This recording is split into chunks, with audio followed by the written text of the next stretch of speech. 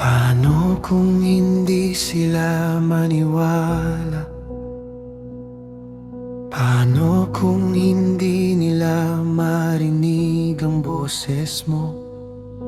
Ako na may kulang sa salita. Paano ako magsasalita para sa iyo? Hindi ako sanay sa harap ng tao. Mas madali ang tumahimik na lang. Sa bigat ng tawag na binigay mo, pakiramdam ko'y hindi sapat. Ngunit di nakita mo ang iyong kapangyarihan sa simpleng bagay na hawak ko. Ang tungkod sa kamay ko noon, naging patunay ng lakas mo.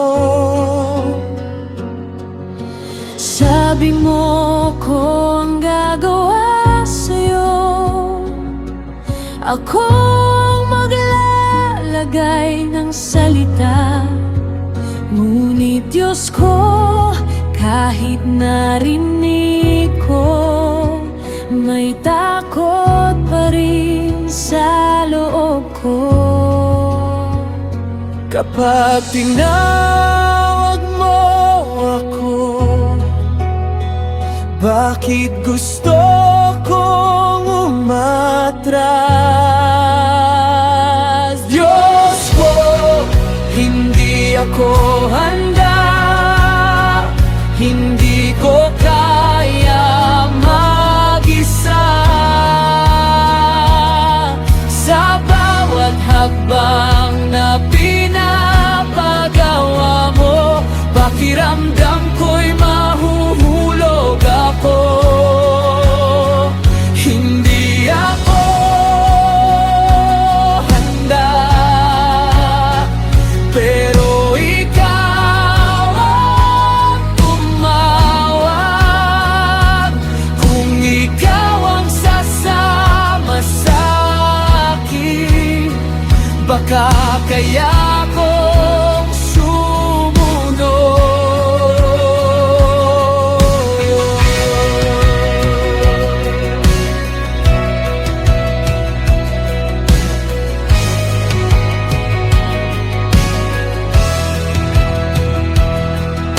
Hindi mo ako pinagalitan, hindi mo ako iniwan sa duda. Sa halip nagbigay ka ng kasama, isang kapatid na tutulong sa'kin. Sa gitna ng kahinaan ko, hindi mo tinanggal ang tawag. Sa halip, dinagdagan mo ng biyaya para kayanin ko ang lahat.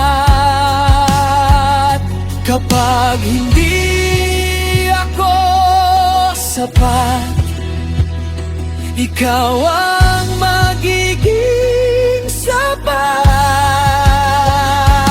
Diyos ko, hindi ako handa, hindi ko kaya mag-isa. Sa bawat hakbang na pinapagawa mo, pakiramdam ko'y mahuhulog ako.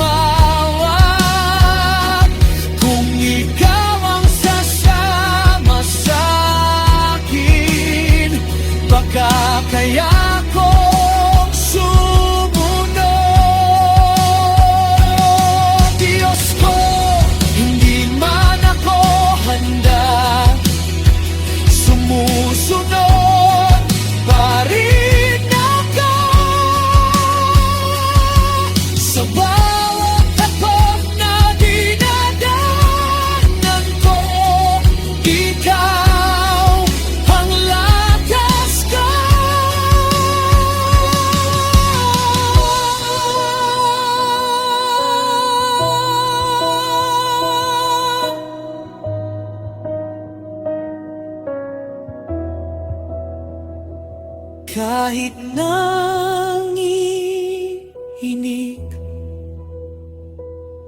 susunod pa rin ako.